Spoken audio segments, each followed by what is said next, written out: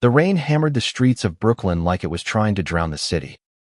But inside the loft, the world felt still too still. Eli's heart pounded louder than the storm as he stood frozen, staring at the door Jake had just closed. That look in Jake's eyes, half daring, half terrified, burned into Eli's mind. A spark that could either light a fire or destroy everything. Eli had known Jake for 3 years, ever since they'd met at a dive bar in Williamsburg, bonding over cheap beer and a shared love for old vinyl records. Jake was the kind of guy who walked into a room and owned it, broad shoulders, a crooked grin, and a laugh that made everyone feel like they belonged.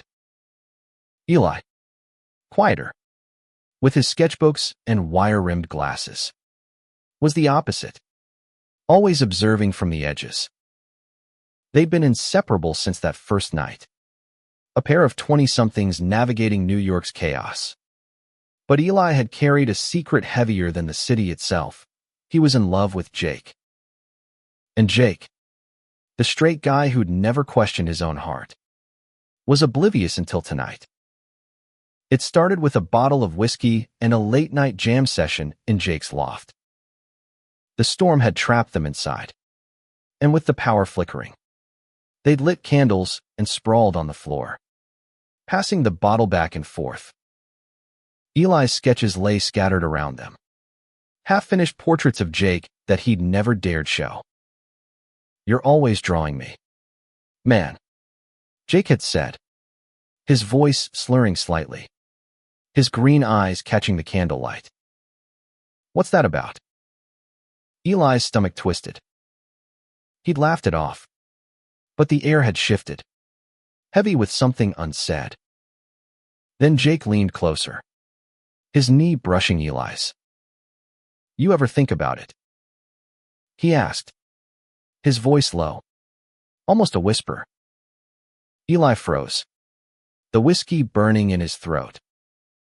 "Think about what?" he managed, though he knew exactly what Jake meant.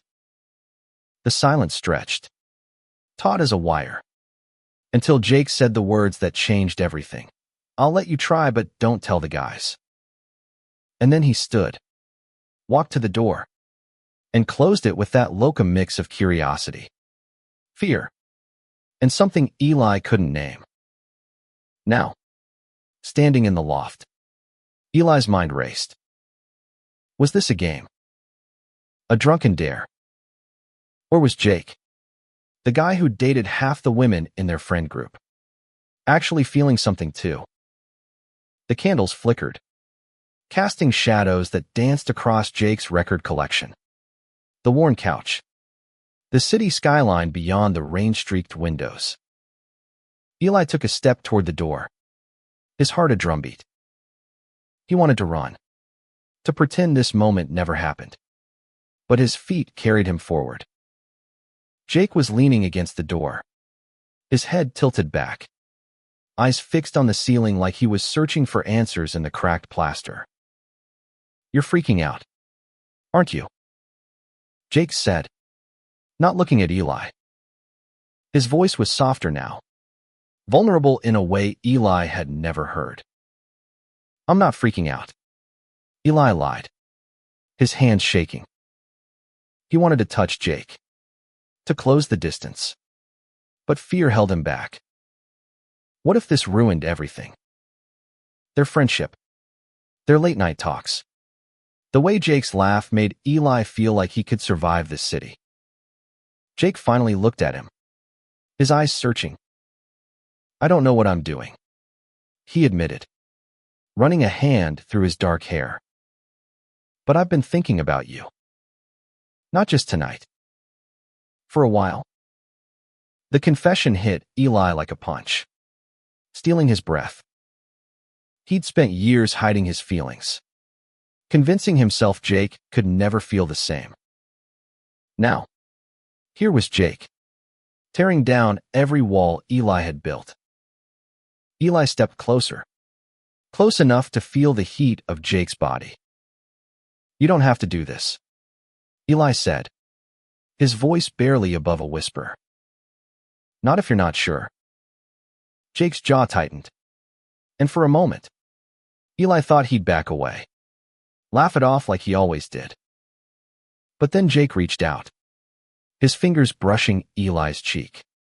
Tentative, like he was touching something fragile. I'm sure, Jake said, and the world tilted.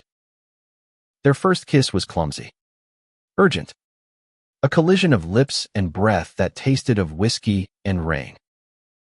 Eli's glasses fogged up, and Jake laughed against his mouth, a sound that sent warmth flooding through Eli's chest.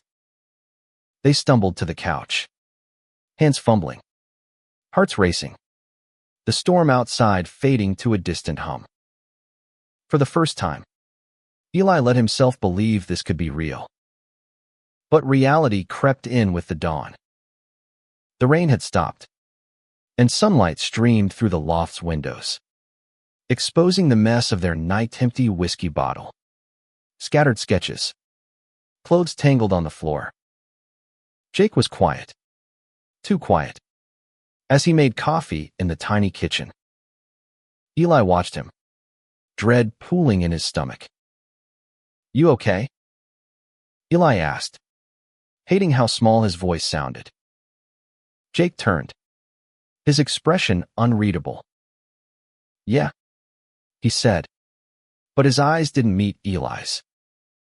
Just, don't tell the guys. Okay. The word stung, sharper than Eli expected. He nodded, forcing a smile.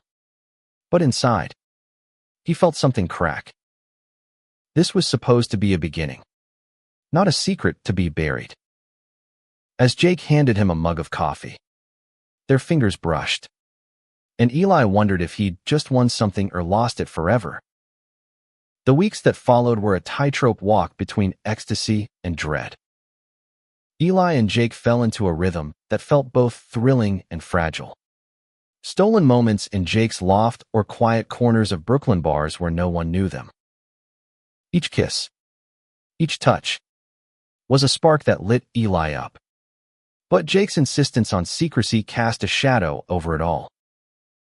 It's just easier this way, Jake would say, his hand lingering on Eli's arm before pulling away. Eli wanted to believe him, but the weight of those words didn't tell the guys grew heavier every day. They were careful, too careful. At group hangouts with their friends musicians, artists, and baristas who formed their chaotic Brooklyn tribe, Jake was his usual charming self, cracking jokes and flirting with girls like nothing had changed. Eli played along, laughing at the right moments, but his chest ached watching Jake slip back into that role. Once, at a rooftop party, Jake's ex, Mia, draped an arm around him, and Jake didn't pull away. Eli turned to his sketchbook, drawing jagged lines to keep his hands from shaking. Later, in the loft, Jake apologized, his voice thick with guilt. I didn't mean to hurt you, he said, pulling Eli close. I don't know how to do this. Eli wanted to scream that he didn't know either. That loving Jake felt like holding a flame beautiful but burning. Instead, he kissed Jake, pouring everything he couldn't say into it. They made love that night with a desperation that scared Eli, like they were racing against a clock only Jake could hear. The tension came to a head at a gig Jake's band played in a grimy East Village bar. Eli sat in the back, sketching the crowd, when he overheard two of Jake's bandmates joking about guys like that in a way that made his skin crawl. The casual cruelty in their words wasn't new. Eli had heard it before, growing up in a small Ohio town, but it hit differently now. He glanced at Jake on stage, guitar in hand, singing with that reckless energy that had first drawn Eli to him. Did Jake hear those words too? Did he care? After the show, Eli waited outside, the November air biting his skin. Jake emerged, buzzing from the performance, But his smile faded when he saw Eli's face. "What's wrong?" he asked, stepping close. Eli hesitated, then told him about the bandmate's comments. Jake's expression darkened, but he didn't say anything for a long moment. "They're idiots," he finally said, shoving his hands in his pockets. "Don't let it get to you." But it did get to Eli. It got to him when Jake dodged his touch in public, when he laughed off questions about why they were spending so much time together. It got to him when he saw Jake's phone light up with texts from Mia, even though Jake swore they were just friends. Eli wanted to be patient, to give Jake time to figure things out. But the secrecy was suffocating him. He started pulling back, canceling plans, burying himself in his art. His sketches grew darker, all sharp angles and shadowed faces, a reflection of the storm inside him. One night, Eli couldn't take it anymore. He showed up at Jake's loft unannounced, his heart pounding as he knocked. Jake opened the door, shirtless, his hair a mess, and for a moment, Eli forgot why he was angry. But then he saw the hesitation in Jake's eyes, the same look from that first night. "We need to talk," Eli said, stepping inside. The loft felt different now, the warmth replaced by a chill that had nothing to do with the weather. "I can't keep doing this," Eli said, his voice breaking. "Hiding. Pretending. It's killing me." Jake's face fell, and he reached for Eli. But Eli stepped back. "Do you even want this?" Eli asked. "Or am I just some experiment you're too ashamed to admit?" The words hung between them, sharp and unforgiving. Jake's jaw clenched, and for a moment, Eli thought he'd walk away. But then Jake grabbed him, pulling him into a kiss that felt like a plea. "I'm not ashamed of you," Jake whispered against Eli's lips. "I'm scared. I've never felt like this before." Eli wanted to believe him, but doubt gnawed at him. They sat on the couch, talking until the candles burned low. Jake admitting how his Catholic upbringing and his band's toxic masculinity made him feel like he was betraying everyone by loving Eli. "I want to be with you," Jake said, his voice raw. "But I need time." Eli nodded. But as he left the loft, he wondered if time would heal them or break them apart. Winter settled over New York like a heavy blanket, and with it came a fragile hope. Jake started to change, small but noticeable ways. He stopped flinching when Eli brushed his hand in private, even let Eli hold him a little longer before pulling away. They spent Christmas Eve in the loft, wrapped in a blanket, watching snow fall over the city. Jake gave Eli a vinyl recorder rare pressing of Bowie's Heroes, and Eli gave Jake a sketchbook filled with portraits of them together, a quiet promise of what they could be. For the first time, Eli felt like they were building something real. But the world outside the loft wasn't kind. At a New Year's party, one of Jake's bandmates, Ryan, cornered Eli in the kitchen. "You and Jake are awfully close," Ryan said, his tone laced with suspicion. Eli's heart raced, but he kept his face neutral. "Just friends," he lied, hating himself for it. Ryan smirked, like he knew something Eli didn't, and walked away. That night, Jake was distant, drinking too much and avoiding Eli's eyes. When Eli confronted him later, Jake snapped. "You don't get it, do you? If they find out, I'm done. The band. My life fight's over." The words cut deeper than Eli expected. He left the party without a word, walking through the snowy streets until his fingers were numb. He loved Jake, but he couldn't keep living in the shadows, always second to Jake's fear. For days, they didn't speak. The silence a wound that grew with each passing hour. Eli threw himself into his art, painting a mural on his apartment while a stormy sky, with two figures reaching for each other, their hands never quite touching. Then, one freezing February night, Jake showed up at Eli's door, soaked from the snow, his eyes red. "I'm sorry," he said before Eli could speak. "I've been an idiot." He stepped inside, pulling Eli into his arms. And for the first time, there was no hesitation in his touch.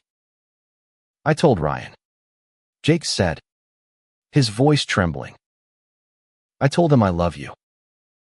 Eli's breath caught, tears stinging his eyes. Jake had faced his fear, risked his world. For him. It wasn't perfect after that. Ryan and some of the band cut Jake off, and whispers followed them at every gig. But Jake didn't hide anymore. He held Eli's hand at a coffee shop, kissed him in the middle of a crowded bar, introduced him as his boyfriend to their friends. Some turned away, but others stayed.